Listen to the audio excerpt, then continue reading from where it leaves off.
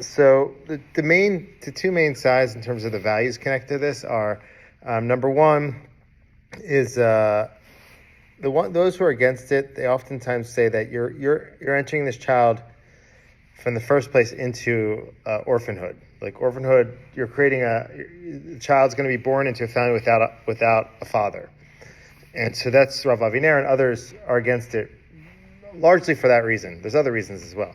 Those who are open to the idea, or they say it's permitted within Jewish law, they say that the Torah speaks about this law of yibum, that if if a husband dies and they don't have any children, the brother has to have relations, or get married and have relations with the widow, and in order to ensure that his legacy will go on. So there's a value that the legacy will continue. And so this way, it's a little not traditional way, but in this way we can enable the name to continue and to proliferate going forward. So those are like the two, like, terms of values. In terms of like the practical discussion, practical laws, Avigal Shafran, he brought two reasons why it would be forbidden based on like practical law. He says that, number one, you're not allowed to have any benefit from the body of a dead person. So he says that you're only allowed to do it in order to, like, if you need the organs to help somebody or to enable somebody to stay alive.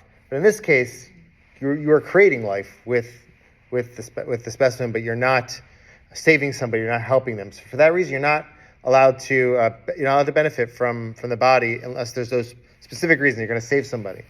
And also, you're not allowed to tamper with the body. There's a law like that. When someone that's why we have issues with autopsies, because you're tampering with the body. It's not honor to the body to tamper with it after the person has passed away. So similarly, that would be the case here, that you'd be tampering with the body after the person has passed away. Now, those who permit it, as Rav Zalman Nehemiah Goldberg, you might have heard him before. He's a contemporary Rav. He passed away recently. He contested those two reasons. He said that you're not allowed to have benefit from the body when you're doing it for somebody else. But when it's for the sake of the body itself, to enable the body and its legacy to continue, then you are allowed to have benefit from the body, because it's for itself. You're not allowed to use it for someone else's body, but for itself, you are. And he says, he makes a condition, though. You have to have the permission of the person before. And if you know that they want to do it, then it's for them. And then, therefore, it'll be for them. Similarly, when we said that you can't, it's a disgrace to the body. He says that we learn from that. Let's see.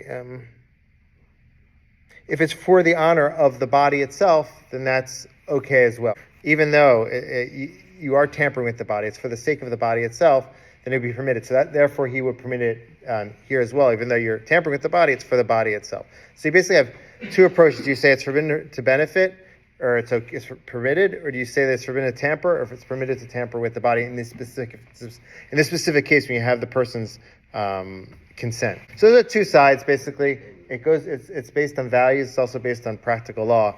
The majority of the opinions take issue with it. Rav Aviner did as well, saying that you're creating a situation like an unnatural family situation. You're creating orphanhood.